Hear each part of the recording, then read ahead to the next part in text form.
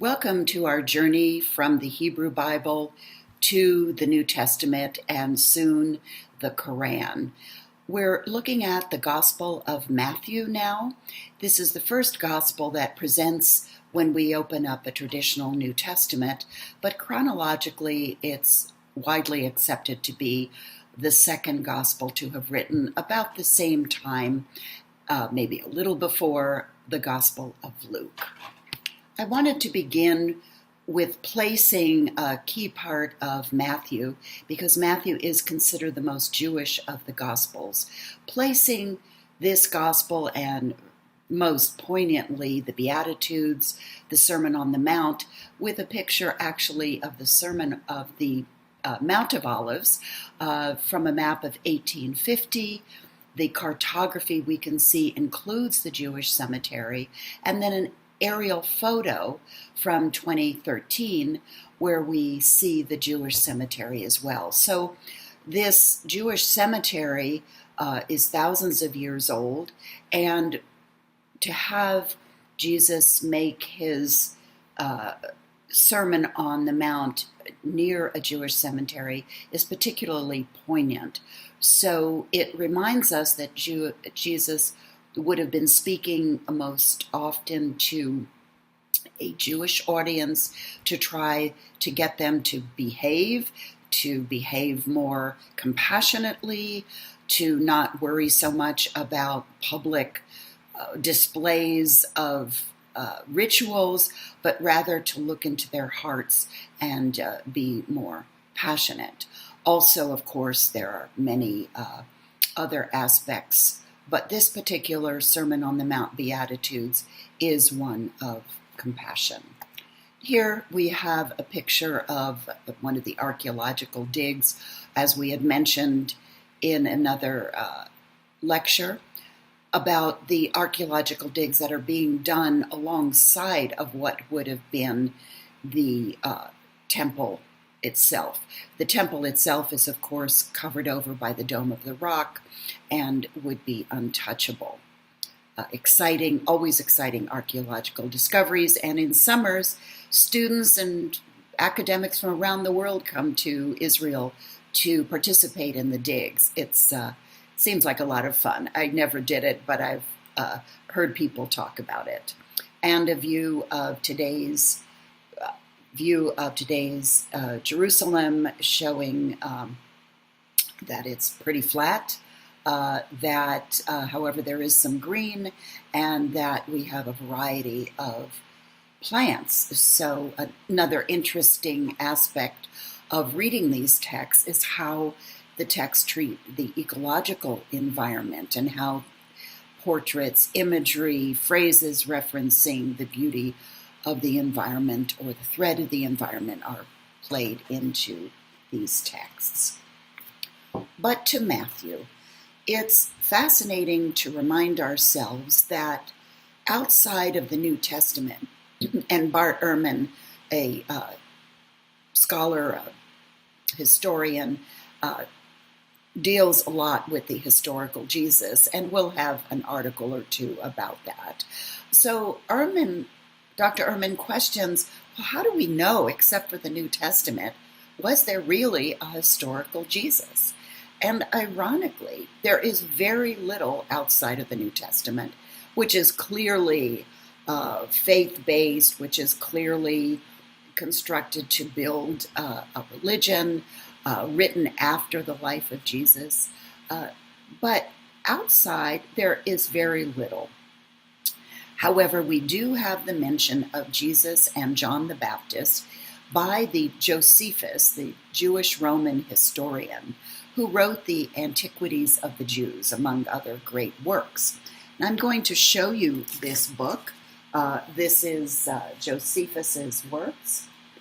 And I'm going to read you the two selections where Josephus mentions Jesus. So one Jesus and one John the Baptist. So the setup is that there's going to be an unfair prosecution of James, the brother of Jesus known as the Christ, by Sadducees. And we've already met the Sadducees And even Josephus says they were very rigid in the law, and there were other Jews who complained to the ruling Roman representative, the ruling appointed by the Romans, the ruling king in Palestine, that the treatment was unfair. So we have, let's see, so-and-so was but upon the road, so that was the head of the Sanhedrin. So this bad guy assembled the Sanhedrin of judges and brought before them the brother of Jesus, who was called Christ, whose name was James, and some others. And when he formed an accusation against them as breakers of the law, he delivered them to be stoned. But as far as those who seemed the most equitable of the citizens, and such as were the most uneasy at the breach of the laws, they disliked what was done. So a complaint was registered, and that priest was removed. In the mention of John the Baptist, book 18:5-2, I'll read you that. Now some of the Jews thought that the destruction of Herod's army came from God, and that very justly as a punishment of what he did against John that was called the Baptist. For Herod slew him, who was a good man, and commanded the Jews to exercise virtue, both as to righteousness towards one another, and piety towards God, and so to come to baptism. For that was the washing with water would be acceptable to him if they made use of it, not in order to putting away or the remission of some sins only, but for the purification of the body, supposing still that the soul was thoroughly purified beforehand by righteousness. So Josephus, writing a little bit after Matthew and Luke, but before John, reports that there was such a person as Jesus and John the Baptist, and had obviously gained considerable traction among the Jews in the region. Another element is the issue of synoptic gospels. So we have 3 synoptic gospels. Synoptic would refer to having some historical sense, and the Gospel of Mark, Matthew, and Luke are considered the synoptic gospels, not John. Clearly, Matthew was written after the destruction of the temple, but there is no mention of the destruction of the temple. And Matthew goes out of his way to attack his fellow Jews, the Pharisees and the Sadducees, for their being rigid, for their not being compassionate. And we will see this occur over and over again, particularly, I believe it's chapters 20 to 22. And this, of course, has resulted, as we will see, in other accusations against the Pharisees, sometimes the Sadducees, other times, and even Peter, against Peter, but particularly these Jewish sects, that this has been used for terrible anti-Semitic consequences. The Jews were considered pariahs. But in this context, I teach it, and the way I understand it, we are the most judgmental against our own family. And this was a conflict within the Jewish world. Nothing that Matthew's saying hadn't been said by other Jews. We saw in the lecture about Mark that there were 4 Jewish sects: the Sadducees, complicit with the Romans; the Pharisees, more generally having to do with the day-to-day life of individuals, not associated with the life of the temple or interactions with the priesthood. Those were the Pharisees, who eventually morphed into the rabbinate and synagogues after the destruction of the temple in 70. We saw the Essenes associated with the Dead Sea Scrolls, and this group is, according to Dr. Bart Ehrman, it has been thought of as the Essenes. And we saw the Zealots, who were attacking the priests, even assassinated a priest, who were known for their weapon, their small blade that could be used to assassinate someone they felt was complicit with the Romans. So there was a great deal of discontent under the tyrannical pressure of the Roman autocracy. But we don't see any accusations against the Romans in Matthew, or Luke for that matter, or John or Mark. It's only this internecine conflict and accusations. So we must remember that even if it says in the New Testament the Sanhedrin turned over Jesus to Pilate because the Jews could not execute, it was the Romans in control, that it was this very small group that controlled the temple activity and interface with the Romans, that there was tremendous discontent among the Jews against the Roman oppression, and that Jesus had many followers. His first followers were obviously Jewish.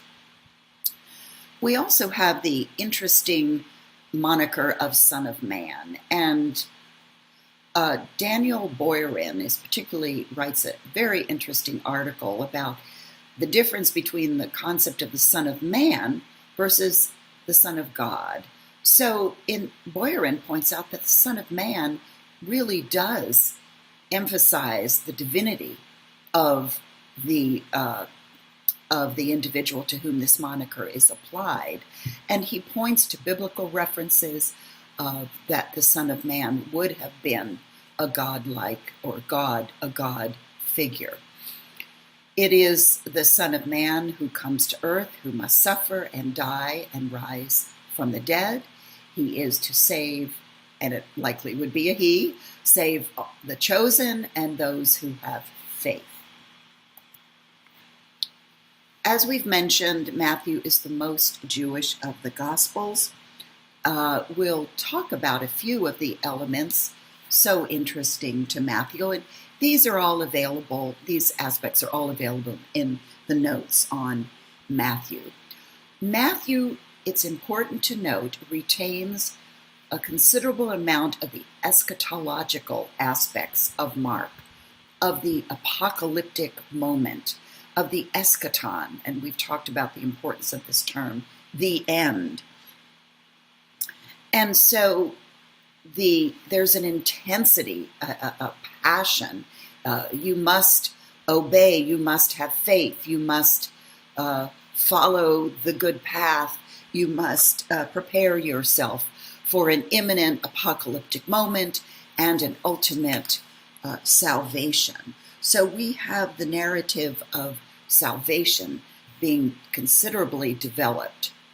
And what we see is so important, the tremendous number of references to Jewish scriptures. And this is also in the notes, but just as an example, the virgin birth is mentioned from Isaiah, the Bethlehem birthplace in Samuel and Micah, the escape to Egypt in Exodus and Hosea, Herod's command in Exodus, the slaughter of the innocents in Jeremiah, the home in Nazareth from Isaiah, and the birth in Bethlehem from Micah.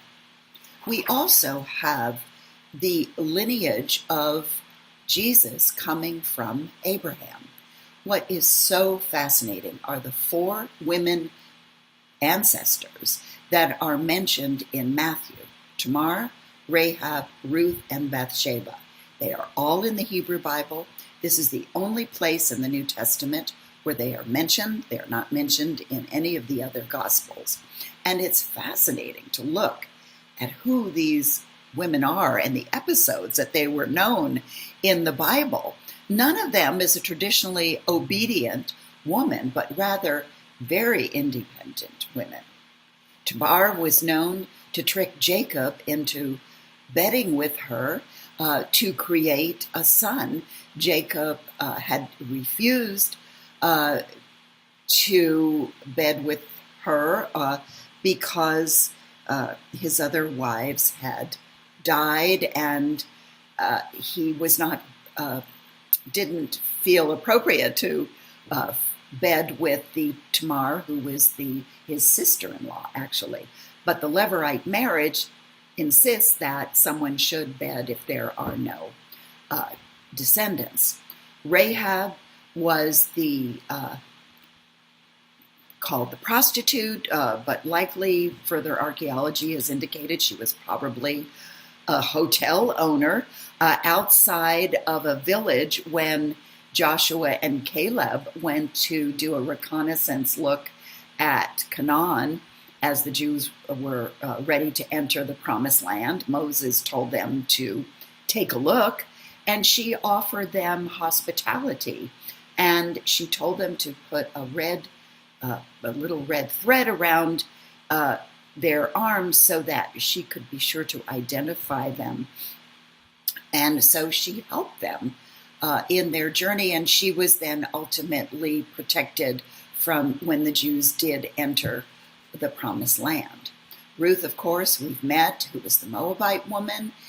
The Moabites were thought to were portrayed in a very negative way because they were generally enemies to the encroachment of the early Israelites, but Ruth follows her Israelite mother-in-law Naomi.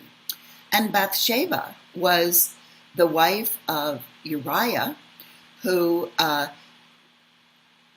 became the mother of Solomon only because David saw her bathing on a rooftop. And so her story is quite compelling in the Hebrew Bible. Very interesting stories of women.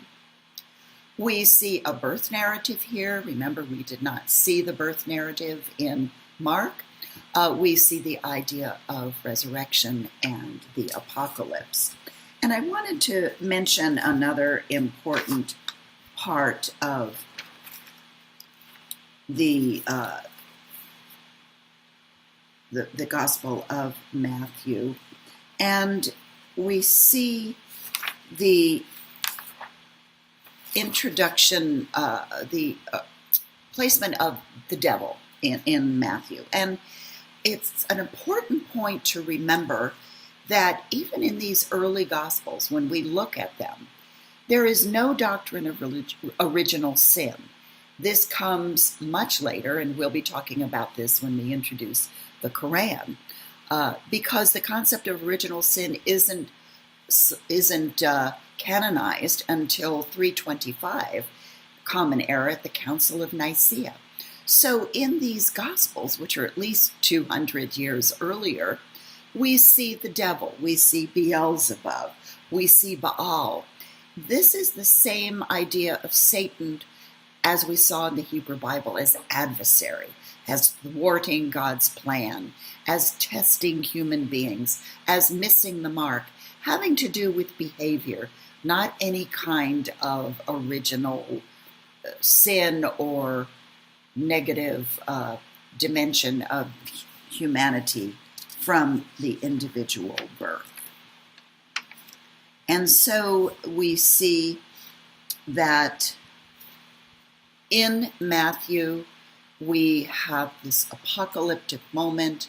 We have the idea of Jesus preparing the ministry for the end of times, and we see Jesus dying and being resurrected with the idea of a judgment day.